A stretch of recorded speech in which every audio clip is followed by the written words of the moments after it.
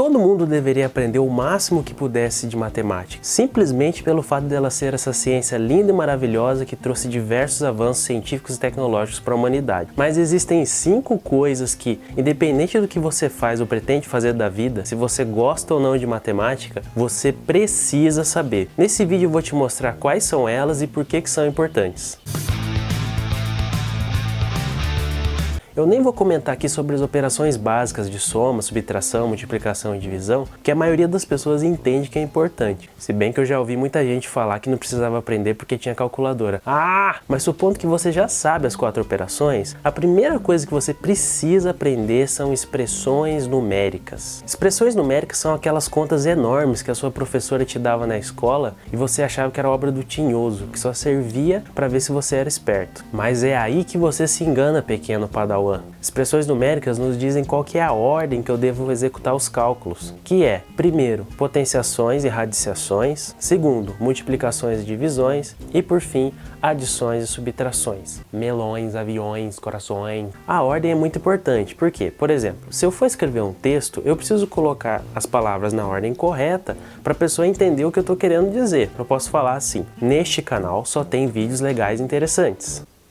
Mas se eu trocar a ordem das palavras, fica: só neste canal tem vídeos legais e interessantes. O que não é verdade. Tem muitos outros canais legais e interessantes no YouTube. Então, para que eu possa ler e escrever expressões em matemática, eu preciso saber a ordem das operações. Para você entender melhor do que eu estou falando, pega a seguinte expressão: 7 mais 7 dividido por 7 mais 7 vezes 7 menos 7. Algumas reportagens até dizem que só 6% das pessoas do mundo conseguem resolver. Se você faz da esquerda para a direita, você faz o seguinte: 7 mais 7, 14, dividido por 7, 2, mais 7, 9, vezes 7, 63, menos 7, 56. Mas isso está errado. O correto é fazer primeiro a divisão e a multiplicação. Então fica: 7 dividido por 7 dá 1, e 7 vezes 7 dá 49. Agora você soma: 7 mais 1, 8, mais 49, 57, menos 7, que é 50. E agora está correto. A segunda coisa que você precisa saber é fazer operações com frações. Sabe aquele negócio chato da escola? Faz o mínimo comum entre 4.772 e 475, divide pelo de baixo, multiplica pelo de cima. Acredite, isso é importante. Frações aparecem por toda parte. Na matemática, na física, na química, na dose do remédio, na receita do bolo, na padaria, na pizza. Se você não aprender a trabalhar com elas, elas vão te perseguir pelo resto da vida. Aqui no meu canal tem um vídeo explicando de forma bem sucinta como que você faz as operações com as frações. Pelo amor de Deus, aprenda isso. A terceira coisa está bem relacionada com as frações, que é razão e proporção.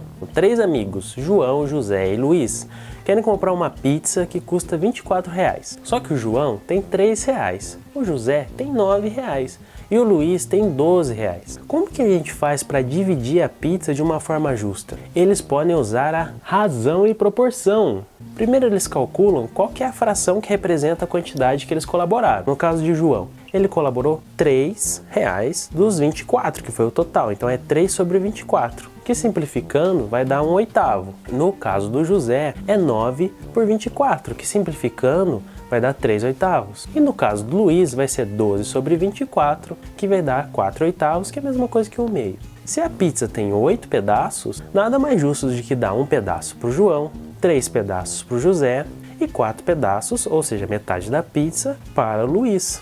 Esse é um exemplo besta, mas é muito comum nas empresas você, por exemplo, ter que dividir uma quantidade de produtos entre vários clientes de uma forma justa. E como que você faz isso? Utilizando esses conceitos de razão e proporção.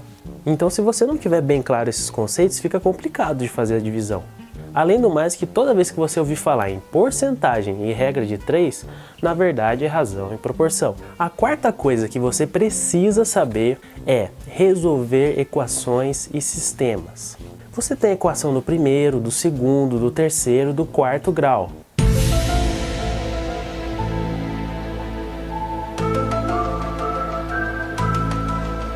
Mas se você souber resolver a equação do primeiro grau, tá num um bom começo, já é um bom começo. Vou te contar um exemplo que aconteceu comigo. A minha mãe era costureira e uma vez ela precisava fazer uma cortina. Ela precisava colocar ilhoses. São aquelas argolinhas que tem na cortina, sabe, para colocar o varão. Só que era uma cortina que tinha 5 metros e ela tinha 20 ilhoses. No começo da cortina tinha que ter 10 centímetros, no final da cortina também tinha que ter 10 centímetros. Qual que era a dúvida? Como que ela fazia para colocar esses 20 ilhoses de forma que o espaço entre eles fosse igual?